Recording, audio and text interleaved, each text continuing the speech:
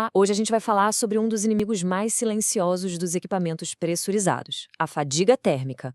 A ideia aqui, com base na norma API 571, é entender como o inspetor pode prever esse dano antes mesmo de pisar no campo.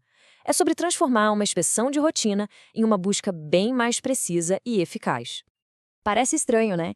Como é que uma simples variação de temperatura consegue trincar um aço super resistente? A resposta, na verdade, está num processo bem parecido com o que acontece quando a gente dobra um clipe de papel. Uma vez, duas vezes, até ele quebrar. É um processo lento, cumulativo e que todo inspetor precisa saber reconhecer.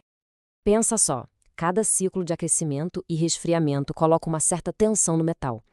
Sozinho, esse ciclo talvez não faça nada, mas o problema é que esse dano minúsculo vai se acumulando, ciclo após ciclo, até que, pronto, uma trinca se forma e começa a crescer. E aqui está a definição formal da API 571. A fadiga térmica é basicamente o trincamento que acontece por causa dessas tensões cíclicas. E a palavra-chave aqui é restringido. O dano acontece porque o metal quer expandir e contrair, mas algo o impede. Essa restrição é o gatilho de tudo. Bom, para conseguir antecipar esse dano, a gente precisa conhecer a receita dele, sabe? Entender quais são os ingredientes, os fatores críticos. É isso que vai permitir a um inspetor olhar para um sistema e dizer: ali tem um risco. E aqui vai um número que todo inspetor deveria ter na cabeça. É uma regra prática da API 571.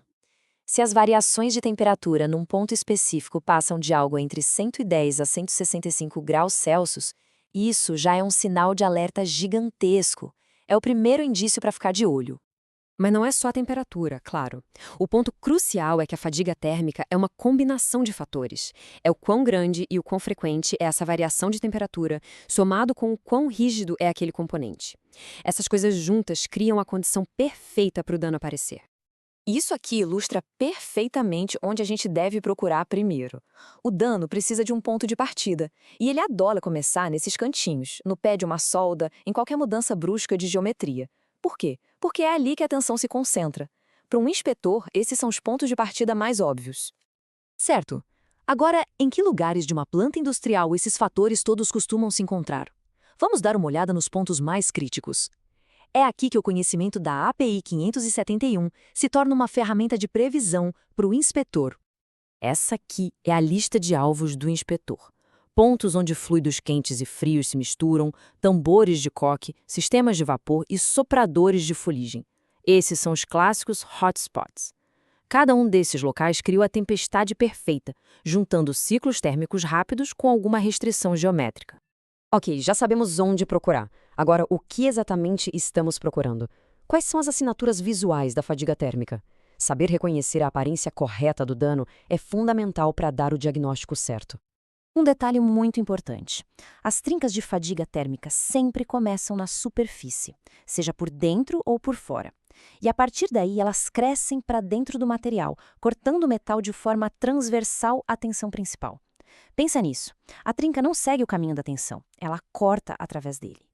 Essa descrição da norma é ótima porque nos dá uma imagem mental bem clara. A gente tem que procurar por trincas que parecem uma adaga, sabe? Mais largas na superfície e que vão afinando. Elas cortam através dos grãos do metal e muitas vezes têm óxidos dentro, o que é um sinal da alta temperatura de operação. E tem casos bem específicos, como o choque térmico que vem dos sopradores de fuligem, em que o dano parece uma teia de aranha, uma rede de trincas bem fininhas na superfície. É um padrão muito característico desse tipo de evento. E para fechar, vamos falar um pouco sobre a parte prática, como prevenir e como inspecionar para encontrar esse dano antes que ele vire um problema sério. Afinal, detectar cedo é a chave para a segurança. Olha, a melhor estratégia é sempre a prevenção, né? Tudo começa com um projeto inteligente, que já pensa na flexibilidade e com operações mais controladas para diminuir as tensões térmicas. É sempre mais eficaz evitar que o dano aconteça do que ter que encontrá-lo depois. O kit de ferramentas do inspetor tem algumas opções. Para achar trincas que já chegaram na superfície, a gente usa métodos como líquido penetrante, o LP, e partículas magnéticas, o PM. Agora, para pegar o dano que ainda está crescendo por dentro do material, aí a gente precisa de métodos volumétricos, como o ultrassom angular. Cada técnica tem o seu momento certo.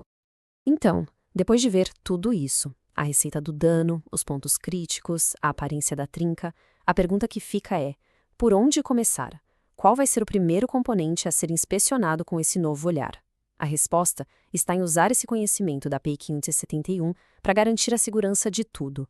Porque a inspeção de verdade, aquela que realmente importa, não começa no campo, ela começa antes, com um entendimento profundo do mecanismo de dano.